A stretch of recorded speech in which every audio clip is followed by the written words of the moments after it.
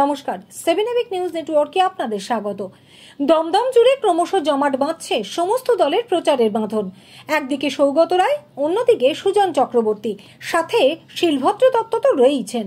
আর তার মধ্যে নিজেদের হারানো সম্মান ফিরে পেতে দমদমে এবার মরিয়া লড়াই দিচ্ছেন বাম এবং জাতীয় কংগ্রেস কর্মী সমর্থকেরা। দীর্ঘ 15 বছর ধরে এই আসন হাতছাড়া বামেদের।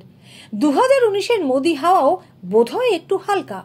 ফলে দমদমে জয়ের গন্ধ খুঁজছেন সুজন চক্রবর্তী এবং তার সঙ্গী সাথীরা। এদিন যেমন বেলঘরিয়ায় তার প্রচার সঙ্গী হলেন কামারহাটির প্রাক্তন বিধায়ক মানস মুখার্জির সাথে বিশিষ্ট অভিনেতা রাহুল বন্দ্যোপাধ্যায়, সাথে ছিল হাজার হাজার কর্মী সমর্থক দরদি। বেলঘরিয়ার নন্দননগর থেকে সুজনের সমর্থনে পদযাত্রা শুরু হয়ে শেষ হয় আগরপাড়ার নরুলা কলেজ মোড়ে এসে। আরও বিভিন্ন খবরের আপডেট জানতে হলে অবশ্যই সাবস্ক্রাইব করুন 7 এবিক নিউজ নেটওয়ার্ক চ্যানেলটি, কারণ আপনাদের একটা সাবস্ক্রিপশন আমাদের কাছে অত্যন্ত মূল্যবান। আসছি বিস্তারিত খবরে।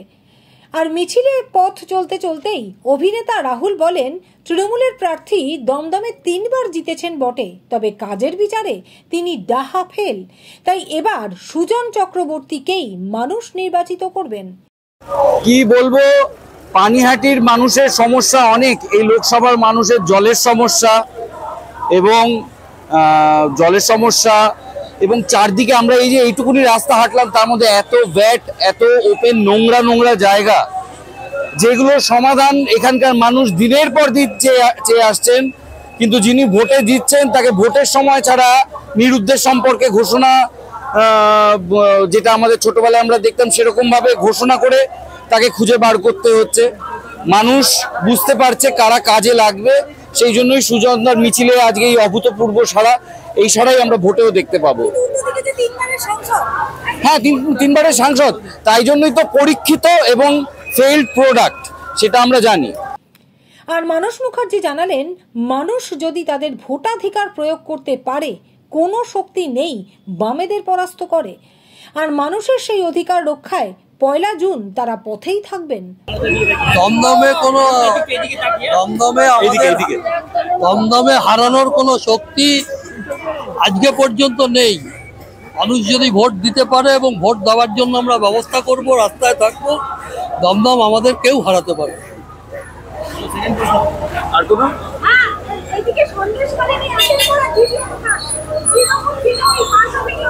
এটা তো পশ্চিমবঙ্গেতে তৃণমূল এবং বিজেপি দুটো দল মিলিয়ে এই ঘৃণার রাজনীতি, এই ধরনের কুৎসিত রাজনীতি নিয়ে এসছে। এর জবাব ভোটের বাক্সে মানুষ দমদমেও দেবে, বসিরহাটেও দেবে।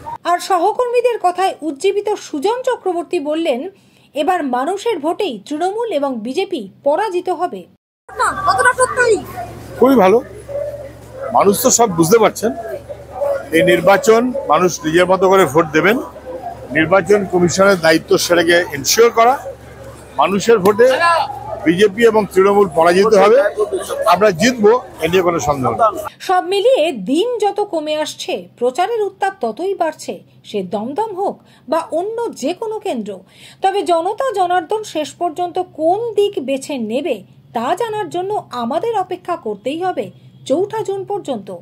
বেলঘরিয়া থেকে গৌতমী নাথ এবং শ্যামল পালের রিপোর্ট, 7 এবিক নিউজ নেটওয়ার্ক।